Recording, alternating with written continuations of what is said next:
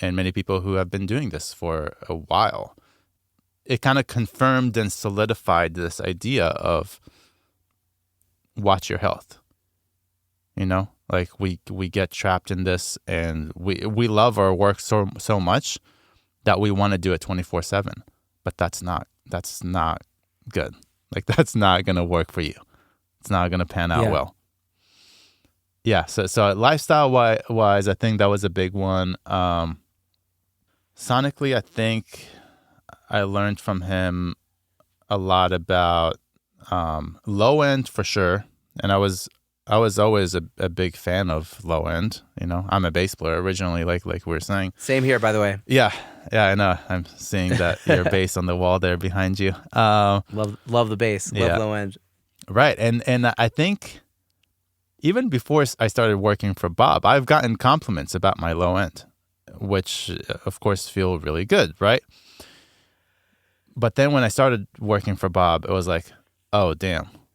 Okay, I need to step up my game. Like this is not like this is a whole other league. Yeah. And not only low end, but I do consider Bob a low end master. He's the way he's able to like craft it and separate the low end, and he's just like, yeah, I've never heard or seen anyone do it to the same level that he does. Have you noticed anything that he does specifically? Like maybe this is something I should ask Bob and not you, but like, is there something that you see specifically like that he's doing in the low end that was a revelation to you? I think a lot of it has to do with frequency masking. Mm-hmm. Now, here's an interesting thing. Many people talk about frequency masking with one instrument against the other, right? What I learned from him was that there's also within a specific instrument, there's frequency masking that's happening. And maybe there's a different name for it. I don't know. But I'm talking about, take a kick, for example. I don't know, a more modern kick sample that's supposed to have a lot of subs, right? And what you should do, I'm going to walk you through this little experiment. And that is assuming you have a subwoofer with a lot of headroom that you can really hear and feel it, like the low subs. Take an EQ, do a small notch, I don't know, 3 dB or whatever. Start at 3 dB, sure. And start sweeping the notch anywhere from like 100 to like 220 hertz. And somehow, somewhere there, and it depends on the kick, right? Each sample is different, or each recording is different. Somewhere there, you're likely to hear the sub just bloom in a way that's just like, whoa, where did that come from? And when I first saw him doing it and him demonstrating it for me, it's like, blew my mind. And that also applies, similar stuff apply for like when you're trying to unmask two different instruments, like let's say kick and bass, right?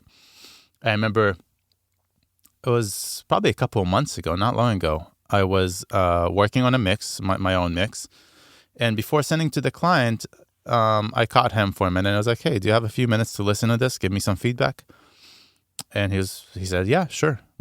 And he's always cool with that, which that too is just like him giving him feedbacks on my mix regularly and being very generous with his time about it. It's not just like, here are your notes, blah, blah, blah, blah, blah. Okay, cool. Let me get to work.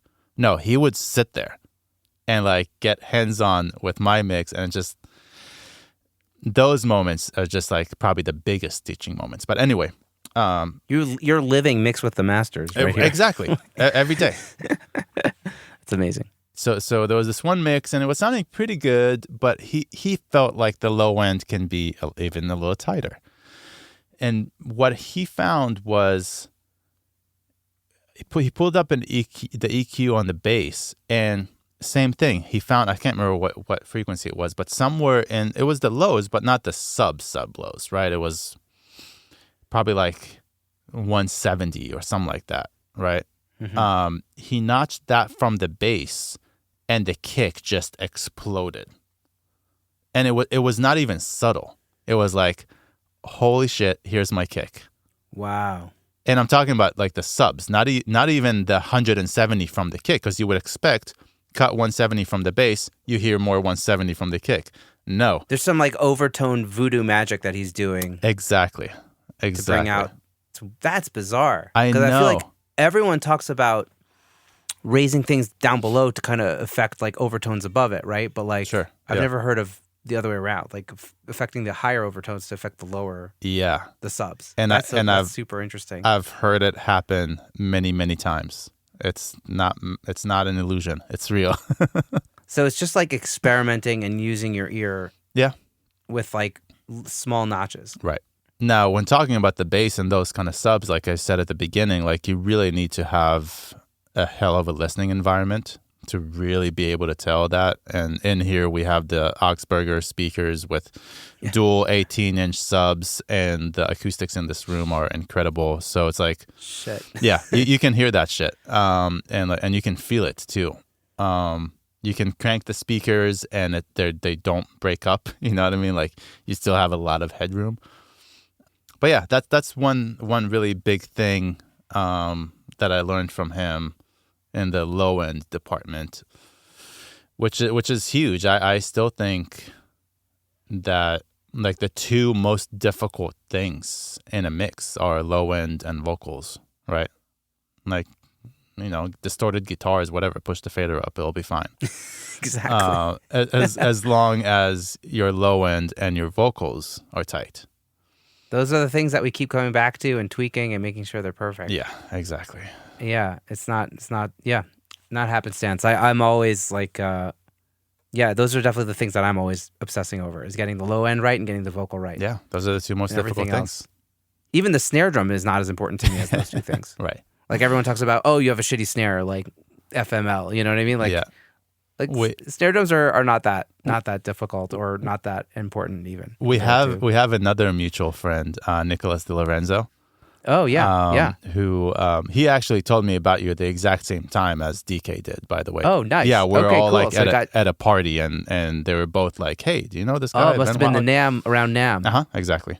I didn't go to NAMM. I wanted to go to NAMM so badly, but my wife was expecting. Right. And she was expecting in June, and I was sure that like the baby would be born early, and of course, baby was born in July. So wow. Yeah. It's been like everything was like it would have been great, but got to prioritize the family. Exactly. Yeah.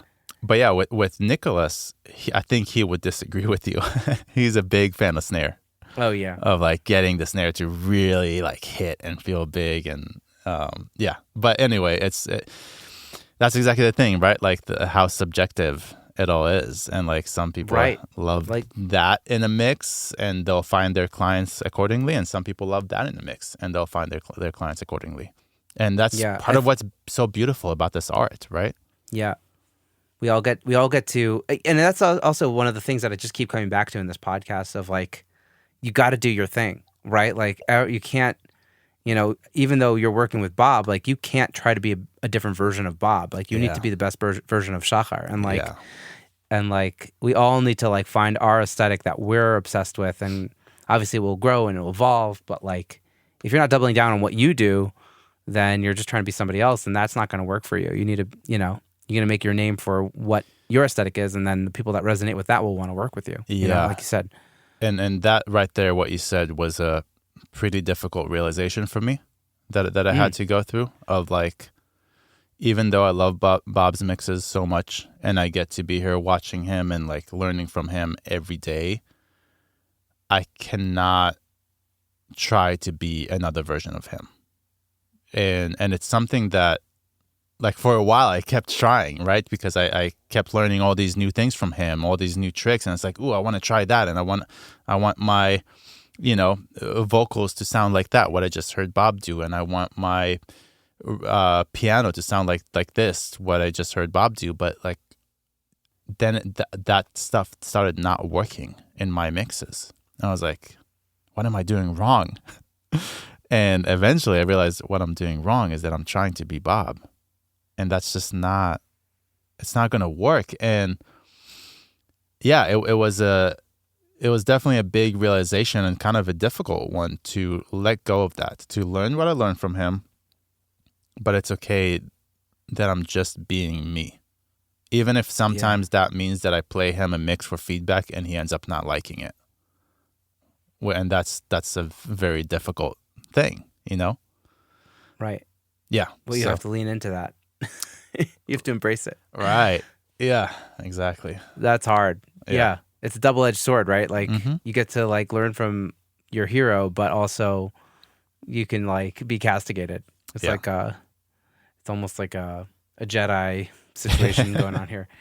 Exactly. Amazing. Well, I'd love to get so speaking of your aesthetic, I'd love to get a little bit deeper into your Okay. approach to mixing. Like I noticed, the mixes that you sent me, like just like really big punchy drums. Yeah. That was like the thing that stood out to me. Like, what's your approach to drums? Do you have any things that you're generally thinking about doing, or we could even Yeah. or just in general? Like, I guess let's start with drums, and then we'll kind of get more into mixing. Right. So it's kind of funny because as a bass player, right, we're a drummer's best friend, and vice versa. Yeah. So I was always, even before getting really deep into mixing, I was always really interested in drums. And my former studio partner, I mentioned him, Triple D. I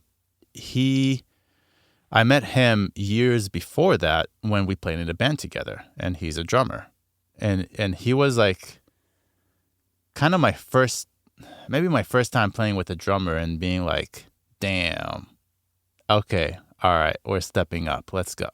And it was kind of like a reggae Latin kind of band with pop songwriting. So very interesting rhythm sections, right? And I learned so much, and like playing with him and learning from him too about all those rhythms and all those things. So I've always had this deep connection with drums. When I started recording, again, that just kind of continues. Like recording drums is potentially, let's put it this way, in more of like a rock band type of scenario. So excluding orchestral stuff. Drums is probably the most difficult thing to record, or like the most nuanced thing to record, right? Guitar amps, put a 57 and it'll work. It might not be the most amazing guitar sound, but it'll work. Right. Vocals, put the best microphone you have, of course, with some experimentation, right? Different vocals react differently to different singers, and that's a very nuanced art on its own that is often underestimated. But drums, being multiple instruments grouped into one instrument, has like a different thing to it, and it's it takes the longest to set up a drum session, and it's very intricate, and they're also so loud, and they affect the ambience more than any other instrument, right? Exactly. All of that. It's a very nuanced instrument to record, and a lot of experimentation goes into it. A lot of consideration of the genre goes into it.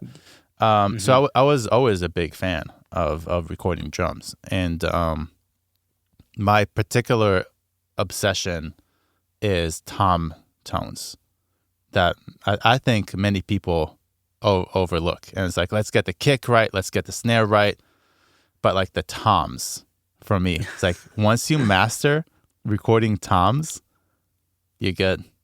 And when I hear recordings where the not just the kick and snare sound good, but the drummer plays a fill and the toms sound on point, I was like, yeah, this person went the extra mile. I appreciate that.